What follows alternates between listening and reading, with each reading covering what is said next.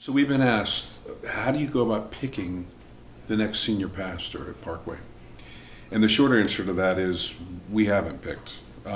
We've asked, when asked that question, we try to reshape that conversation with a reply that the pastor search team is solely focused on identifying the man God has called to be the next senior pastor.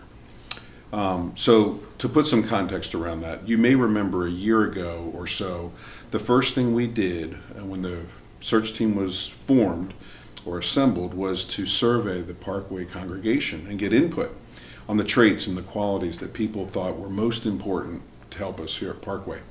And the feedback we received from that was rich, it was very widespread, and we're very thankful to have received it. We tried very hard to distill that survey feedback into a profile, if you will, of the man that we would be looking for, and to use that profile to screen resumes and to narrow the list of top candidates. But quite frankly, that didn't go very well. But we did learn through that experience that God taught us a very, very important message or lesson, and that is that we needed to rely completely on Him.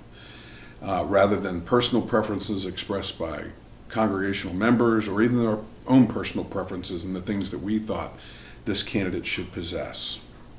And through that, we were actually able to more clearly understand our mission.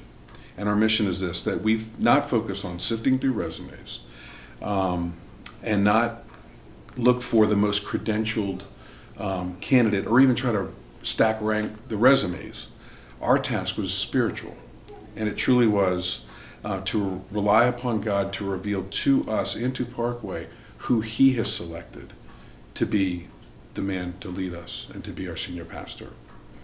And so as I reflect on how God guided our search process and our committee, I'm reminded of how King David was uniquely selected by God in 1 Samuel chapter 16. In that you'll remember that God's servant Samuel was sent to consider the sons of Jesse. And in verse 11, we see where Jesse brings forth his 7 eldest sons. And after seeing those, Samuel says, "Are these all of your children?" And Jesse said, "Well, I've excluded David, the youngest. He's off out in the field." And I can so relate to why Jesse felt like he could and probably felt right excluding or not considering David, because logically it just didn't make sense that David, the youngest, would be the new king. But Samuel instructed Jesse, bring forth David, and he did. And immediately we see in verse 12 of chapter 16 that when Samuel, God's messenger, saw David, he said, "No, there he is. That is, he is the one. He is to be the king." And so I liken that story, that Bible story, to what we've been through at Parkway, in that through this time together, we've learned so clearly that we must seek God's will alone. We continue, and we have continually prayed for God's wisdom and His discernment throughout the entire process. And we've reminded each other frequently not to rely on personal preferences or character traits, but more to rely upon God and God alone.